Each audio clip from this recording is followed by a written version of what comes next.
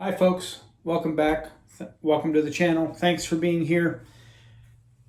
Harley just revealed part 1 of their 2026 model lineup. We're going to discuss everything they talked about and the different changes that are coming up with this. In this segment, Harley is revealing the bikes that only have paint and pricing changes for 2026. No feature changes here that I can see. This update used to come out beginning of January. They backed it up 2 months to beginning of November for this year.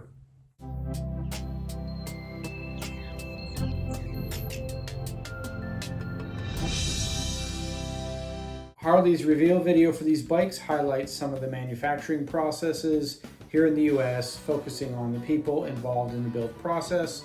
It's a very well done video, in my opinion, coming off of the negative reaction to Zeitz's decision to move the manufacturing of the Revolution Max engine bikes overseas. I get a bit of a sense that this might have been made to try to recover from some of that damage. There are certain parts of the manufacturing process that you don't see in this video, partially because it would take too long to go through every detail of the manufacturing process, and also I'm assuming partially because some of these parts are either outsourced or made overseas, whatever. Seats, wheel rims, handlebars are the ones that come to mind immediately as far as the major parts. But still, it's a well done video. I appreciate them focusing on the people that build the bikes. However, no appearance from Artie Starrs, the new CEO, which is a bit disappointing. So let's talk about the color and pricing changes as we go through these, as well as some of the teasers that are on their website for updates that are still to come. First thing to note is that the color shifting paint that we had available in select 2025 models is now gone. That would be the Venom on the Nightster and the Mystic Shift on the rest of the bikes. I don't know if that was intentionally designed to be just a one-year thing with 2025 models, or if they decided to cancel that because of the cost and because they weren't selling enough. I don't know on that one. Another consideration is that in 2025, we don't see anything in the enthusiast collection of bikes. So Harley has their collections, what they call. The CVO is a collection, the Icon bike is a collection, and then in previous years there's been the enthusiast collection. They didn't have an enthusiast collection in 2025. The color shifting paint, factory special paint, I think they called it, was what replaced the enthusiast collection for last year. So with not having that color shifting paint this year in 2026, it'll be interesting to see if the enthusiast collection comes back into play. We shall see. First, the sport bikes. One thing I noticed on this lineup is that they added some trim on the engine and timer cover on the right side of the bike. They added what looks like white ribs on the engine just below the head and a white outline on the timer cover to match. Gives the Revolution Max engine a little bit more of a regular V-twin look anyway, but they didn't put that same trim on the left side of the engine or on the derby cover on the left side. And they didn't put this on the Pan America bikes, just on the Nightsters and the Sportster S. Not a big deal, just an interesting detail to notice. When it comes to colors, this year we have blood orange as a common color on some of the bikes.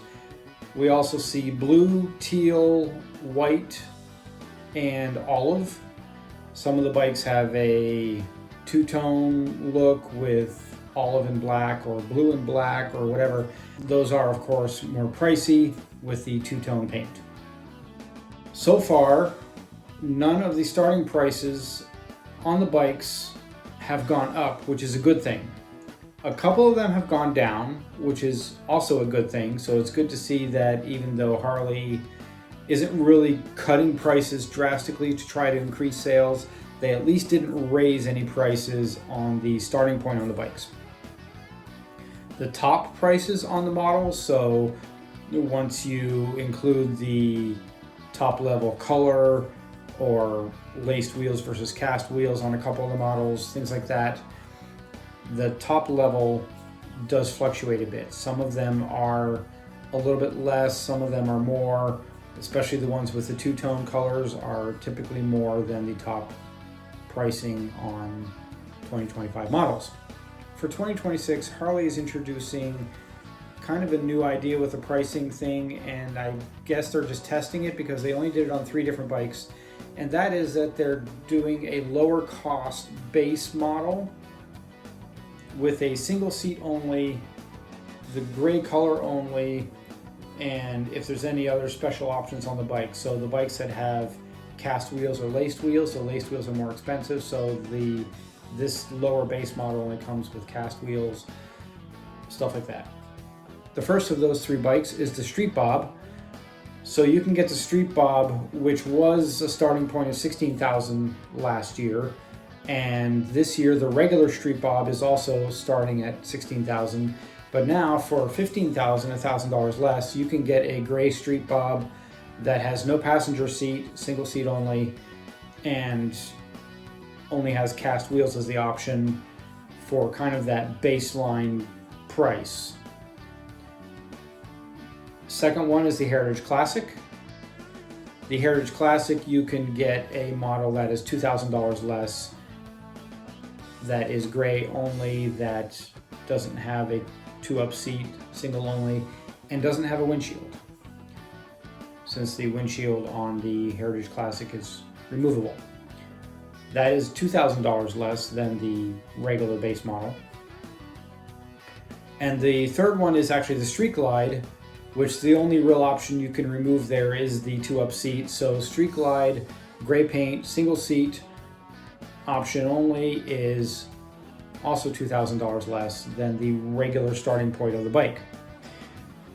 Quite honestly, in my opinion, if you're okay with the gray color, which I know probably isn't the most popular thing in the world, but if you're okay with the gray color, it's not a bad idea, because like if you think about the seats, for $1,000 you can definitely get a good quality 2-up seat to replace the single seat that it comes with. For the Heritage Classic, you can get a windshield as well for way less than $1,000. So if you're okay with the gray color and you just want the base model, that's actually not a bad idea. It's not a bad way to go. You can save a little bit of money with that, a few $100. Not a huge deal, but a way to save a little bit of money. The list of bikes that are in the first reveal are all of these sport bikes, the Nightster, Nightster Special, and the Sportster S. The Pan America, we have the Special and the ST. The entire cruiser lineup, Street Bob, Lowrider S and ST, Fat Boy, Breakout, and Heritage Classic. And then for touring, the Grand America Touring, so far we only have the Street Glide and the Road Glide. As far as starting prices go, the Nightster, Nightster Special, and Sportster S are the same as last year. The Pan America Special and the ST are also the same as last year. In the cruiser lineup, the Lowrider S and the Fat Boy are the same as last year. The Street Bob, the regular starting point, is the same as last year, but you have that discounted price of $1,000 off, as I just talked about, available. The Heritage Classic, the regular starting price has gone down $1,000, and you can get that discounted price with the single seat, cast wheels, no windshield, etc., for an additional $2,000 off. So the actual real baseline starting point is actually $3,000 less than last year. The Breakout starting price went down $100, and the Lowrider ST starting price went down $200. On the touring lineup, the Road Glide starting price is staying the same at $28,000. The Street Glide starting price went down $500 from $27,750 down to $27,000, with the discounted option with a single seat available for $2,000 less for $25,000. That's basically all they have for this reveal. On the website, they show some of the bikes that are coming up on the next reveal. We have some interesting things coming. They're bringing back the limited bikes, So instead of a Pan America CVO, we're going to have a Pan America Limited. I'm assuming the Limited is going to replace the CVO. We have a Street Glide Limited coming back. I don't see a Street Glide Ultra, so I'm wondering if the Limited is going to replace the Ultra. We have a Road Glide Limited coming back. The entire trike lineup is modified in some way. There's no freewheeler. Don't see that there at this point anyway. We have the Road Glide 3 and the Street Glide 3 Limited as the two regular bikes. I'm guessing they're going to get the new tank fairings, the new 12-inch screen and infotainment system that was introduced on the two-wheel glides in 2024 is what's probably coming on the trikes. For the CVO bikes, we have the CVO Street Glide, but no CVO Road Glide, at least not at this point. We have the return of the CVO Street Glide ST, which wasn't there in 25, and we still have the CVO Road Glide ST. We have the CVO Street Glide Limited now, but we don't have a CVO Road Glide Limited. In 2025, there were more road glides and street glides. 2026, they're giving us more street glides and road glides. I don't know if that's because the street glides sell better. That'd be my guess, but not sure on what's going on there, why they're kind of at an imbalance with this. What we don't have in this reveal is any news at all on the Sprint model. And for now, it doesn't look like we're going to get that in the second reveal, which is mid-January. From what I'm understanding, it looks like there's going to be 3 different reveal time frames with Harley.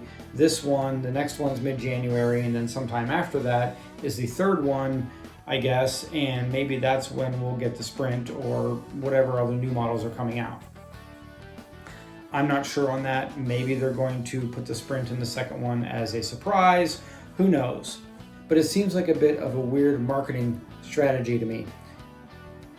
Pretty much every other bike manufacturer that I have looked at puts their new bike models out as soon as they're ready. As soon as they're ready for production, they are putting them on their websites. Indian put the new Scout lineup from 2025, that what they listed as 2025 Scouts, actually came out in spring of 2024, like 9 months ahead of time. That kind of seems like what most people do to generate interest, to create a sense of expectation for the new models. Harley doesn't do that. They put their new models last. I don't get it. I don't understand it. I don't really like it either. To me, it's kind of disappointing. You go to the Indian website, they've already put out their lineup for 2026 as well, for the full lineup, including the new Sport Scout RT, which I'm sure I'll cover that at some point in time here. One possibility I thought of is that the new Sprint model isn't ready yet, so that's why they don't have it out yet, but it doesn't seem like that would be the case, because this is kind of the pattern where Harley puts their new models out as the last thing they do. I think they're doing a save the best for last kind of a thing, but it seems like in this industry that's not really, to me, not a great idea. It's kind of disappointing because there was a whole lot of hype built up around this reveal, hoping that we would get to see the new Sprint, or what new models, are they doing a new engine, what all is going on, and all we got was color and pricing changes on half of their stuff and nothing else. Nothing from Artie Stars, which really surprises me, and I don't get that either. Like, I would have thought he would have been emceeing this video as the new CEO, so don't understand that. Kind of disappointed in how Harley is handling this whole process. So while the video itself was well done, and I like that they were highlighting some of the people in the manufacturing process, how they're doing it, how they're doing the reveals doesn't make sense, and it's kind of disappointing. That, of course, is just my opinion. Let me know what yours is in the comments below. Thank you everyone for watching. Don't forget to subscribe. I appreciate you all. See you on the next one. God bless you.